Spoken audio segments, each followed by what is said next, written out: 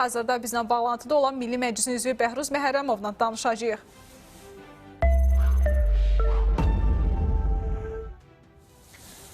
Bəhruz bəy, xoş gördük sizi. İlk olaraq istəyirəm ki, Türkiyə məsələsinə toxunaq, daha sonra Pakistanla münasibətlərlə əlaqədar davam eləyərək. Əlbəttə, 6 ay müddətinə açıla bilər sərhəd deyə bir iddia var. Bloomberg'in iddiasında bunun Paşinyan üçün seçkilərə böyük bir dəstək olacağı deyilir. Doğrudur, Paşinyanın bu dəstəyə ehtiyacı var da, Türkiyə tərəfi nə düşünür bununla bağlı? Sizin dəyərləndirməniz necədir? Hər vaxtınız xeyir olsun. Əvvəlcə ondan başlayaq ki, Türkiyə-Ermənistan sərhədlərinin açılması ilə bağlı müəyyən olunan ön şərtlərlə bağlı hər hansı formada xüsusi irəliləyiş yoxdur. Yəni, Türkiyə ilə Ermənistan arasında sərhədlərin açılması üçün əsas şərt Azərbaycan və Ermənistan arasında sülh müqaviləsinin imzalanmasıdır ki, hələ ki sülh müqaviləsi imzalanmayıb və bu mənada bu dövr ərzində, yəni həmin müqavilə tam şəkildə imzalanana qədər yalnız və yalnız müəyyən texniki irəliləyişlərin, kommunikələrin və s. imzalaması mümkündür. Qarşılıqlı niyyət ifadələrinin və s. ifadə olunması və s. Lakin sülh müqaviləsi imzalanmayana qədər hər hansı formada sərhədlərin ümumi bilinən qaydada açılmasından söhbət gedə bilməz.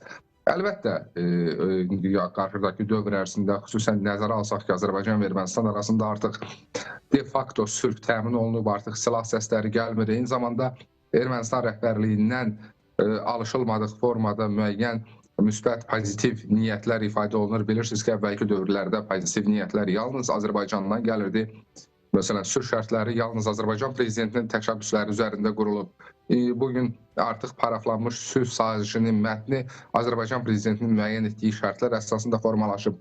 Ermənistan isə faktiki olaraq bu prosesə hər hansı real formada qatqısı yox idi. Lakin Ermənistan rəhbərliyinin son dövrlər bu və ya digər formada müəyyən bəyanatları müəyyən ümidlər yaradır və bu da Ermənistan-Türkiyə münasibətlərinə də təbii ki, təsirsiz ötüşmür. Bilirsiniz ki, Ermənistanla Türkiyə arasında bir dialoq mövcuddur. Hal-hazırda ayrı-ayrı vaxtlarda xüsusi nümayəndələrin qarşılıqlı səfərləri və yaxud görüşləri olur. Amma bir daha deyirəm, əgər söhbət yalnız və yalnız sərhədlərin açılması formatında əlaqələrin qurulmasından gedirsə, bu, Azərbaycan və Ermənistan arasında sülh müqaviləsinin imzalamasından sonra mümkün ola bilər.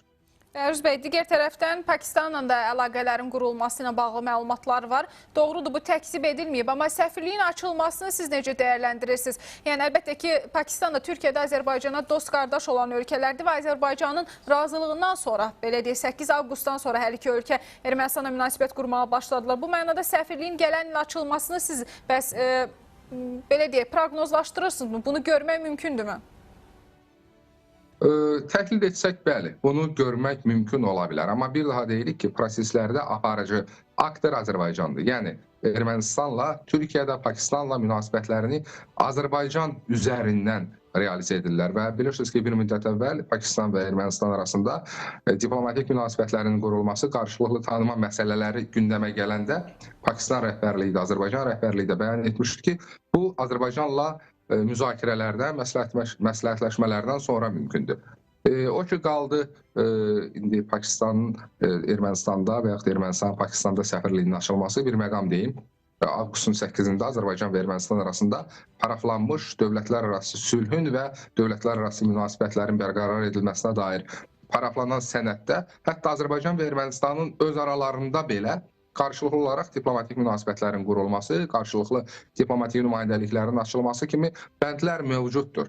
Belə olan təqdirdə təbii ki, Ermənistan və Pakistanla da bu mümkündür. Lakin nəzərə alaq ki, atılacaq addımların heç biri Azərbaycan və Ermənistan arasında inkişaf edən sülh prosesinə mane olmamalıdır. Yəni, bu hansı formada mane ola bilər? Bir müddət öncə də qeyd olunduğu kimi, məsələn, Türkiyə-Ermənistan arasında sərhədlərin açılması bu bir mənalı şəkildə yalnız və yalnız Ermənistanda yersiz özgüvən yarada və yaxud Ermənistanda bu və ya digər formada hansısa kartın əldən çıxmasına səbəb olar. Ermənistanın əlini bu və ya digər formada gücləndirə bilər. Və belə olan təqdirdə, təbii ki, indi Pakistanla Ermənistan arasındakı münasibətlər, inkişafı, diplomatik əlaqələrin qurulması, səfirliklərin açılması, 61-ci il Viyana Konvensiyası, eyni zamanda konsulluq münasibətləri haqqında yenə də Viyana Konvensiyası, bunlar rəhbər tutulmaqla açılması aşağı-yuxarı ilə sülhün imzalanması ilə üst-üstə düşə bilər. Bir daha deyirik, bütün məsələlər Azərbaycanla məsləhətləşmə şəraitində həyata keçirilir və hər hansı formada o ümumi mərkəzdən qaçma və yaxud ümumi niyyətdən çıxma gözlənilmir. Bəhruz bəy, çox qısa bir vaxtımız var, az belə deyək, vaxtımız var. Buna görə də istəyirəm ki, qısa cavab verəsiniz. Avropa İttifaqının dəhlizdə inkişafı ilə, iştirakı ilə bağlı da bir çox açıqlamalar gəlir. 3 milyard avro ayrılıb orta dəhlizin inkişafı üçün. Bu mənada Zəngəzur dəhlizi bizim üçün önəmlidir, mesajı da ötürüldü. Bununla bağlı da dəyərləndirmənizi alaq, amma qısa bir cavab istəyəcəm sizdən. Bu, birmənalı şəkildə Azərbaycan prezidentinin müstəsna qələbəsidir. Nəzərə alaq ki, Avropa İttifaqının aparıcı üzvlərindən olan Fransanın timsalında, Avropa strukturlarının ayrı-ayrı qurumlarının timsalında biz bu layihənin əleyhinə bir faktor inkişafını görürdük, bir formul görürdük. Lakin cənab İlham Əliyevin uğurlu xarici siyasət kursu, regionda qüvvələr balansını dəyişməsi və ən nəhayət maraqları uzlaşdıra bilməsi artıq bu prosesin qarşısında dayanan qüvvələrin aparıcı, hərəkət verici aktor rolunda çıxış etmək istəyi ilə nəticələnib. Təbii ki, bir daha deyirəm, bu Azərbaycanın böyük siyasi və eyni zamanda iqtisadi qələbəsidir. Çox sağ olun Bəhruz bəy. Təşəkkür edirik önəmli dəyərləndirmələriniz üçün minnətdarıq. Region proseslərindən danışdıq. Ələxüsusda ki, Türkiyə, Ermənistan və Pakistan-Ermənistan münasibətləri ilə bağlı bir çox iddialar, xəbərlər var idi. Onları təhlil etdik.